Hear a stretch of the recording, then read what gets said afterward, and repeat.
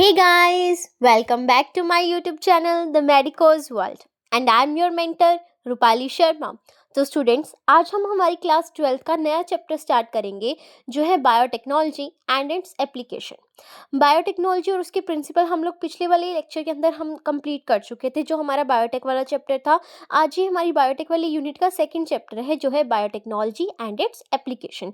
इसके अंदर हम लोग देखेंगे कि जो हम लोगों ने आरडीएनए बनाया था, यानी कि रिकॉम्बिनेंट डीएनए जो हम लोग बना रहे थे अलग अलग तरीके से बायोटेक का यूज़ करके, उसके क्या क्या एप्लीकेशंस होते हैं हमारे रियल लाइफ के अंदर। ठीक है, सो लेट्स गेट स्टार्टेड। देखो, सबसे पहले इंट्रो देखते हैं।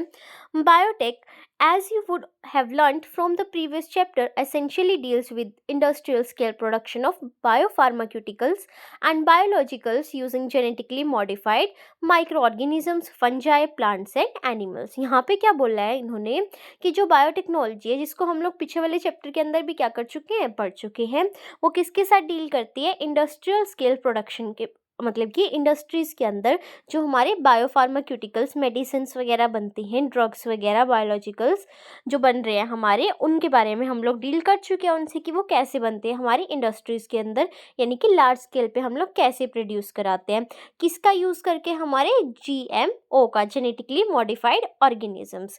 पिछले वाले में हमने क्या पढ़ा था, यहाँ पर जीओआई पढ़ा था ना, जीन ऑफ इंटरेस्ट, और यहाँ पे हम क्या पढ़ेंगे, जीएमओ, जेनेटिकली मॉडिफाइड ऑर्गेनिजम्स। मतलब जो ये जीओआई था, ये हमने क्या किया था, होस्ट के अंदर डाल दिया था, तो हमारा होस्ट क्या बन गया था, जीएमओ, जेनेटिकली मॉडिफाइड ऑर्गेनिजम्स। अब यहाँ पे हमने किस किस का यूज़ किया था, बहुत तरीके के, माइक्रोब्स, फंजाई, प्लांट्स और एनिमल्स का यूज़ किया था as a vector. The applications of biotechnology include, biotechnology की एप्लीकेशन क्या क्या है, मतलब हम इसे कहाँ कहाँ यूज़ करते हैं बायोटेक्नोलॉजी को। थेराप्यूटिक स्टडी के अंदर, डायग्नोस्टिक्स के अंदर, मतलब कि मेडिसिन के अंदर जो हमारी फार्माक्यूटिकल्स वाली लाइन आ जाती है, फार्मेसी वाली लाइन जो होती है, वहाँ पे हम लोग यूज़ करते हैं।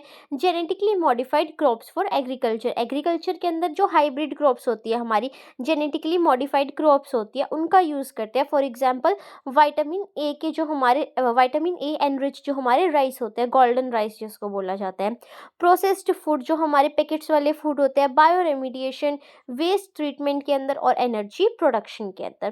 तीन क्रिटिकल रिसर्च एरिया जो हमारी बायोटेक्नोलॉजी की हैं, वो कौन कौन सी हैं, providing the best catalyst in the form of improved organism, usually a microbe और प्योर एंजाइम। यहाँ पे क्या बोला कि जो हमारी बायोटेक्नोलॉजी है, हम उसका यूज़ करके क्या प्रोवाइड कर सकते हैं, एक बहुत ही अच्छा कैटलिस्ट हम लोग इन्वेंट कर सकते हैं, बहुत अच्छा एंजाइम हम लोग ऐसा प्रोड्यूस कर सकते हैं जो हमारी रिएक्शन को फटाफट कराने में हेल्प करेगा, इन the form of improved organism, usually या माइक्रोब के अंदर भी, या फिर प्योर एंजाइम को मॉडिफाई कर सकते हैं। Creating optimal conditions through engineering for a catalyst to act, किसी भी, अब हम क्या करेंगे, कैटलिस्ट तो बना लिया हम लोगों ने एक अच्छा, जो हमारी रिएक्शन को फास्ट कराने में हेल्प करेगा, लेकिन रिएक्शन को फास्ट कराने के लिए क्या सिर्फ एक कैटलिस्ट का प्रेजेंट होना ज़रूरी है, एक ऑप्टिमम टेम्परेचर, ऑप्टिमम पीएच, यानी कि ऑप्टिमम कंडीशंस भी तो हमारी होनी चाहिए ना क्रिएट। तो हम ऑप्टिमम कंडीशंस भी क्या कर सकते हैं, बना सकते हैं इन विट्रो के अंदर, यानी कि लैब के अंदर। फिर हमने यहाँ पे थर्ड जो इम्पॉर्टेंट रिसर्च एरिया है, वो कौन सा था हमारा, डाउनस्ट्रीम प्रोसेसिंग टेक्नोलॉजीज, यानी कि मार्केटिंग वगैरह के अंदर क्या करने के लिए, प्योरीफाई करने के लिए और सेपरेट करने के लिए, जो भी हमारा जीओआई से, मतलब होस्ट के अंदर जो भी हम लोग अपना जीओआई डाल रहे थे, उसको लार्ज स्केल प्रोडक्शन कराने के लिए, कराने के बाद जब हम लोग मार्केट में बेच रहे थे, तो वो क्या थी हमारी डाउनस्ट्रीम प्रोसेसिंग। प्रोटीफाई, ये क्या करती है, प्योरीफाई करती है प्रोटीन को या फिर ऑर्गेनिक कंपाउंड को। Let us now learn how human beings have used biotechnology to improve the quality of human life, especially in the field of food production and health. तो अब हम लोग क्या पढ़ेंगे इस चैप्टर के अंदर कि जो ह्यूमन बींग्स हैं, उन्होंने कैसे बायोटेक्नोलॉजी का यूज़ करके जो क्वालिटी है ह्यूमन लाइफ की, उसको इम्प्रूव किया है, अपने लाइफस्टाइल को कैसे एनहेंस किया है, और स्पेशली कौन से फील्ड के अंदर, फूड प्रोडक्शन और हमारे हेल्थ के एरियाज़ के अंदर। फिर जो हमारा यहाँ पे फर्स्ट मेन टॉपिक स्टार्ट होता है, वो है एग्रीकल्चर के अंदर हमारी बायोटेक्नोलॉजी की क्या क्या एप्लीकेशंस है, कहाँ कहाँ पे एग्रीकल्चर के फील्ड के अंदर हमारी बायोटेक का यूज़ होता है। तो देखो यहाँ पर, let us take a look at the three options that can be thought for increasing food production. Food production को इंक्रीज करने के लिए हम कौन कौन से तीन तरीकों का यूज़ कर सकते हैं। सबसे पहले एग्रोकेमिकल बेस्ड एग्रीकल्चर, उसके बाद है ऑर्गेनिक एग्रीकल्चर और थर्ड है हमारा genetically engineered crop based agriculture. तो देखो हमने यहाँ पर 3 चीज़ें पढ़ी। क्या क्या 3 चीज़ें पढ़ी? फर्स्ट है हमारा एग्रोकेमिकल बेस्ड, ठीक है जी। उसके बाद सेकंड हम लोगों ने क्या पढ़ा यहाँ पर? Organic farming. और थर्ड हम लोगों ने क्या पढ़ा यहाँ पर? जेनेटिकली मॉडिफाइड हमारी क्रॉप्स। तो यहाँ पे हमने तीनों चीज़ें पढ़ी, तीनों का अलग अलग मीनिंग है। क्या? एग्रोकेमिकल बेस्ड मतलब जहाँ पे आप लोग फर्टिलाइजर्स, पेस्टिसाइड्स, मेन्योर इन सब का यूज़ करते हो, तो वहाँ पे केमिकल्स का यूज़ कर रहे हो, ठीक है। और ऑर्गेनिक मतलब कि कोई भी केमिकल का यूज़ नहीं कर रहे हो, आप लोग खाद का यूज़ कर रहे हो। वहाँ पे आप लोग किसका यूज़ कर रहे हो? वहाँ पे आप लोग गोबर का यूज़ कर रहे हो, मेन्योर का यूज़ कर रहे हो, है ना। और हमारी जेनेटिकली मॉडिफाइड क्रॉप कौन सी हो जाएंगी? जिनके अंदर हम लोगों ने GOI डाल दिया और उनको क्या कर दिया? मॉडिफाई कर दिया, वो हमारे genetically engineered crop based agriculture के अंदर आ जाएंगे। अब जो हमारा ग्रीन रिवोल्यूशन है वो सक्सीड हुआ था, मतलब ग्रीन रिवोल्यूशन के अंदर क्या थे? हम लोगों ने क्रॉप्स जो उगाई थी उसके हमें क्या सक्सेस रेट मिला, उसकी वजह से क्या फ़ायदा हुआ, वो बताया हुआ है।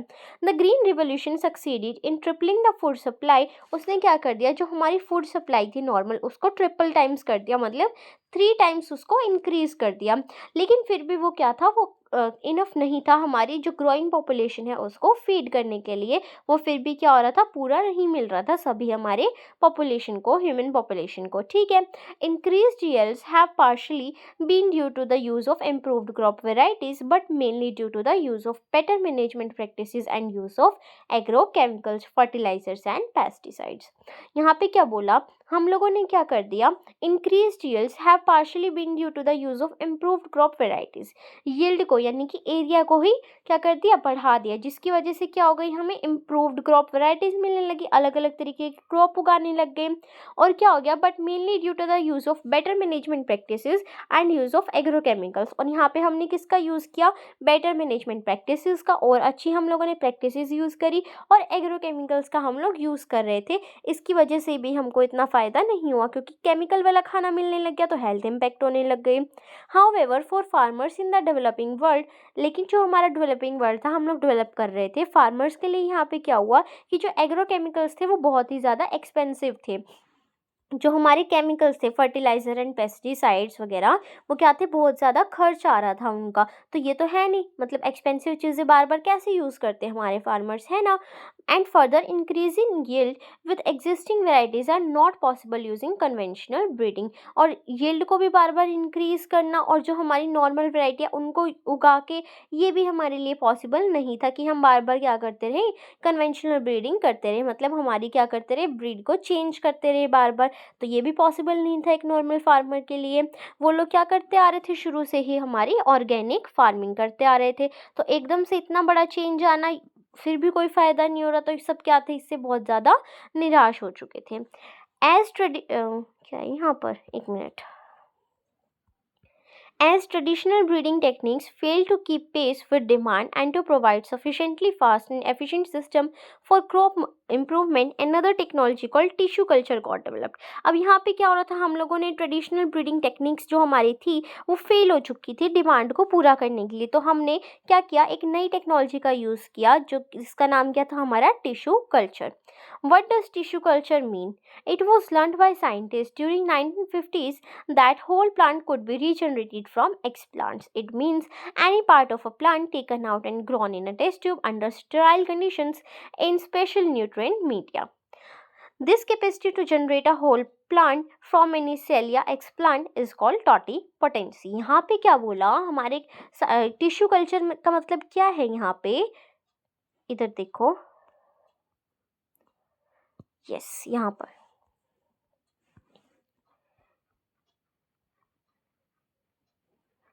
Tissue culture. टिश्यू कल्चर के अंदर हम लोग क्या करते हैं? ये हमारा कोई भी प्लांट है, ठीक है, ठीक है जी, ये प्लांट है हमारा, नॉर्मली देख लो इधर, ये प्लांट है। हमने क्या किया? इसको यहाँ से कट कर दिया, इस पार्ट को, इतना इतना पार्ट कट कर दिया, ठीक है। तो अब हमारा ये कैसा दिखेगा? मतलब ये वाला जो पार्ट है ये अलग हो जाएगा ना, और ये इधर का पार्ट अलग हो जाएगा। तो हमने क्या किया, इन दोनों को अलग अलग उगाया। तो ये जो हमारे पार्ट बच गए अलग अलग, इनको क्या बोल दिया गया यहाँ पर, एक्सप्लांट। क्या बोल दिया, एक्सप्लांट। ठीक है, अब ये क्या कर रहे थे, अलग से ग्रो कर रहे थे, ये जो हमारे बचे हुए पार्ट थे। तो इस प्रॉपर्टी को क्या बोला गया, टॉटीपोटेंसी, कि तुमने कोई भी प्लांट का पार्ट अलग निकाल दिया उससे और उसको क्या कर दिया, टेस्ट ट्यूब के अंदर ऑप्टिमम कंडीशंस प्रोवाइड करके, स्टेराइल कंडीशन देके अलग से ग्रो करना शुरू कर दिया। तो वो क्या हो गई, उसकी एक्सप्लांट जो हमने निकाला उसकी कैपेसिटी जनरेट करने की होल प्लांट को क्या बोल देंगे हम लोग, टॉटीपोटेंसी। कि कोई भी चीज़ थोड़ी सी तोड़ो और वापस उसको अच्छी खासी कंडीशन जिसमें वो पहले ग्रो कर रहा था वो प्रोवाइड करो, तो वो वापस से ग्रो करना शुरू कर जाएगा। That is called totipotency. You will learn how to accomplish this in higher classes के अंदर आप लोग पढ़ोगे। It is important to stress here that the nutrient medium must provide a carbon source such as sucrose and other inorganic salt, vitamin, amino acids and growth regulator like auxin, cytokinin etcetera. यहाँ पे क्या बोला, हम लोगों को उसको nutrition भी अच्छा प्रोवाइड करना पड़ेगा तभी तो वो ग्रो करेगा ना। तो न्यूट्रिशन यहाँ पे प्रोवाइड जो हम लोग करेंगे उसके अंदर हमको सबसे ज़्यादा इंपॉर्टेंट चीज़ क्या देखनी है कि कोई ना कोई हमें कार्बन का सोर्स रखना है। जैसे कि आप लोग सुक्रोज रख सकते हो, और साथ साथ आप लोगों को क्या रखना है, इनऑर्गेनिक साल्ट देने हैं, वाइटामिन देने हैं, अमीनो एसिड और कुछ ग्रोथ रेगुलेटर्स भी प्रोवाइड करने पड़ेंगे वहाँ पे, जैसे कि ऑक्सिन, साइटोकाइनिन, जिब्रेलिन्स, ये सब हमारे क्या होते हैं, ग्रोथ रेगुलेटर होते हैं, जो हम लोग नेक्स्ट चैप्टर, जो हम लोग किसके अंदर पढ़ेंगे, 11th क्लास वाले चैप्टर के अंदर। ठीक है, by application of these method it is possible to achieve propagation of a large number of plant in very short duration। अब इन मेथड्स का यूज करके हम लोगों ने क्या कर लिया, बहुत ही कम टाइम के अंदर एक अच्छा खासा अमाउंट क्रॉप्स का क्या कर लिया हम लोगों ने, उगा लिया वहाँ पे। ठीक है, हायर हमको यील्ड मिलने लग गई। This method of producing thousands of plant through tissue culture is called micro propagation. तो इस मेथड को क्या बोला गया, माइक्रो प्रोपेगेशन, जहाँ पे हम लोग क्या कर रहे थे, लार्ज स्केल प्रोडक्शन करा रहे थे, किसकी हेल्प से, टिश्यू कल्चर की हेल्प से। That is called as micro propagation. Each of this plant will be genetically identical to their original plant from which they are grown, it means they are somaclones. अब ये जो भी plant हम लोगों ने grow कराए, हर एक प्लांट क्या होगा, अपना जो ओरिजिनल पेरेंट प्लांट जो है उसके जैसा ही उगेगा, उसके जैसा ही होगा। इसका मतलब ये कैसे क्लोन्स होंगे, सोमेक्लोन्स, आइडेंटिकल क्लोन्स होंगे। मैनी इंपॉर्टेंट फूड प्लांट्स जैसे कि tomato, banana, apple etcetera have been produced on commercial scale using this method. अब इस मेथड का यूज करके हम लोग क्या क्या उगा सकते हैं, tomato, banana and Apple. Try to visit a tissue culture laboratory with your teacher to better understand and appreciate the process। यहाँ से सिर्फ यही सीखने को मिला कि जो ग्रीन रिवॉल्यूशन था वो क्या था, हमारा हेल्पफुल नहीं था। देखो आगे समझा देती हूँ या फिर, तो देखो यहाँ पे हमने क्या पढ़ा, सबसे पहले आया हमारा ग्रीन रिवॉल्यूशन। ठीक है, जिसके अंदर हम लोग क्या कर रहे थे, ऑर्गेनिक फार्मिंग कर रहे थे। तो हमको यहाँ पर क्या हुआ, जो यील्ड थी हमारी वो हायर नहीं मिली। ठीक है, उसके बाद यहाँ पे स्टोरी के अंदर ट्विस्ट आया। क्या, ये तो हमने देखा कि ग्रीन रिवॉल्यूशन आया हमारा, उसकी वजह, उसके अंदर हम क्या यूज़ कर रहे थे, ऑर्गेनिक फार्मिंग, जिसकी वजह से कोई अच्छा खासा इम्पैक्ट नहीं पड़ा, हमारी यील्ड इंक्रीज बिल्कुल भी नहीं हुई। तो हमने क्या देखा, यील्ड को इंक्रीज करने के लिए हम एक नई चीज़ मार्केट के अंदर लेके आए, जो क्या थी हमारी, टिश्यू कल्चर।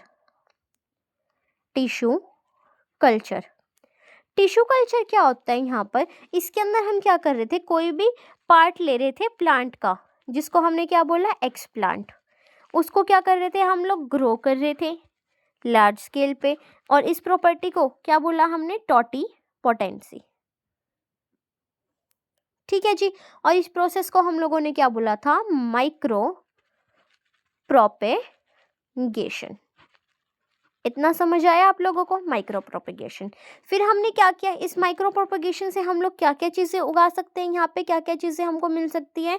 सबसे पहले हमने पढ़ा टमेटो, देन हमने पढ़ा एप्पल, एंड देन हमने क्या पढ़ा यहाँ पर, बनाना। समझ आया, इतना ही अभी तक देखा है, और कुछ देखा ही नहीं हम लोगों ने। एग्रीकल्चर के अंदर यही पढ़ा है ना अभी तक। तो उसके बाद फिर आगे क्या है हमारा,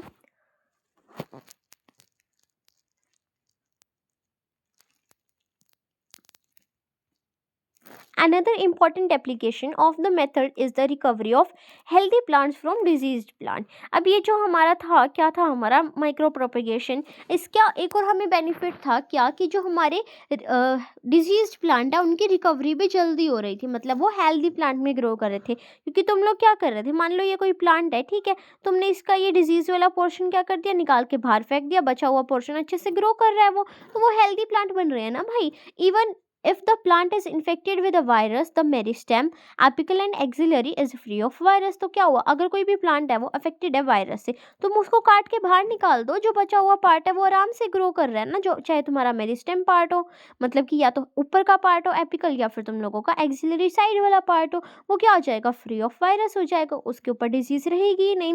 hence one can remove the meristem and grow it in vitro to obtain virus free plant. ये बता के हटियो अभी। Scientist have succeeded in culturing meristems of banana, sugar cane and potato. तो यहाँ पे तुम लोगों ने कौन सी चीज़ को तुम लोग मेरिस्टेम कल्चर कर सकते हो, बनाना, शुगर केन और पोटैटो के अंदर ही कर सकते हो।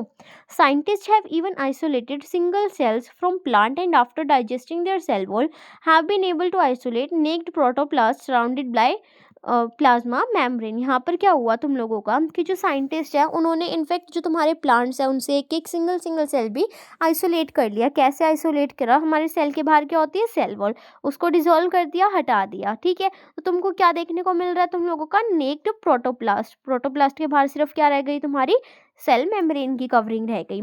Isolated protoplast from two different varieties of plant, each having a desirable character, can be fused to get hybrid protoplast which can be further grown to form a new plant. These hybrid are called somatic hybrids, while the process is called somatic hybridization।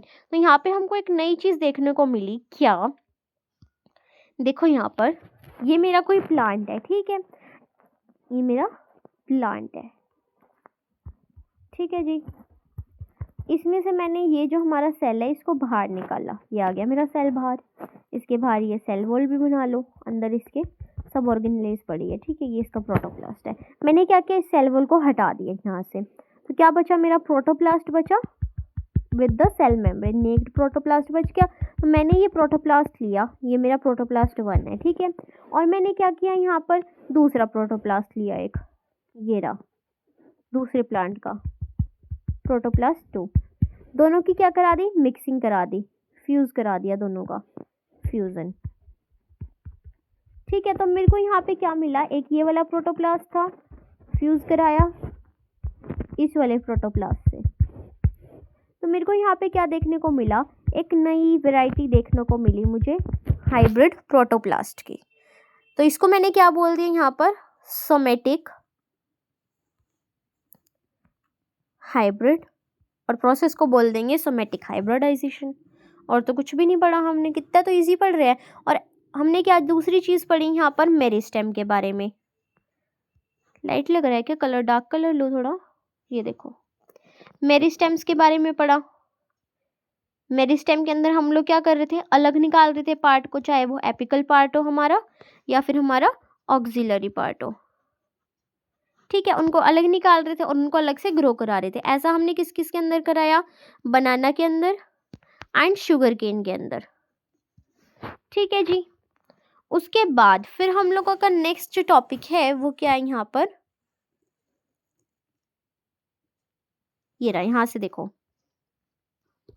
Imagine a situation where a protoplast of tomato is fused with that of potato. अब हमने क्या किया, एक हमने protoplast ले लिया tomato का, ये ले लिया निकाल लिया, एक ले लिया पोटैटो का, और दोनों की क्या करा दी, मिक्सिंग करा दी, and then they are grown to form a new hybrid. तो क्या बन गई, एक नई ही हाइब्रिड निकल कर आई, जिसके पास इसके भी कैरेक्टरिस्टिक थे और इसके भी कैरेक्टरिस्टिक थे। Well this has been achieved resulting in the formation of tomato. तो यहाँ पर टोमेटो प्लस में पोटैटो, तो क्या बन गया, पो, यहाँ से आ गया पोमेटो, पोमेटो बन गया हमारा pomato. Unfortunately, this plant did not have all the desired combination of characteristic for its commercial utilization. लेकिन यहाँ पर दिक्कत क्या हो गई भैया कि जो ये प्लांट तुम लोगों का बना इसके पास सारे डिजायर्ड कम्बिनेशन ऑफ कैरेक्टरिस्टिक नहीं बने। कुछ ऐसा भी हो सकता है कि पोटैटो के अंदर खराबी हो वो भी आ गई हो, ज़रूरी थोड़ी है सारी सिर्फ अच्छी चीज़ें आएंगी, और टमाटो के अंदर खराबी हो वो भी आ गई हो, है ना यहाँ पर। तो सारे के सारे डिजायरेबल कैरेक्टरिस्टिक ही इसके अंदर आए ये ज़रूरी नहीं है। तो जितने फ़ायदे हैं उतने नुकसान भी हैं। Is there any alternative path that our understanding of genetics can show that the farmers may obtain maximum yield from their field?